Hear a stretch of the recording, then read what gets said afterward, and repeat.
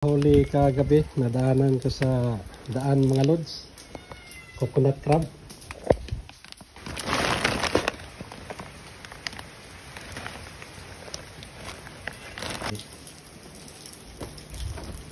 Matalim yung kagat nito. Putol talaga daliri mo.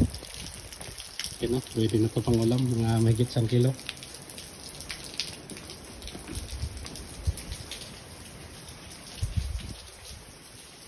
Sa mga hindi pa nakasubscribe sa aking channel, huwag kayong makalimot na mag-subscribe at mag-like.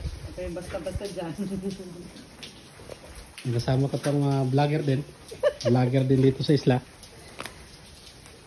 Hawakan mo. Ingat ka lang. Baka putol talaga daliri mo yan pagka. Ano nang hawakan yan? Dito siya. Yan.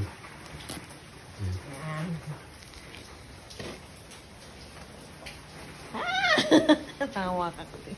Napicturean kita.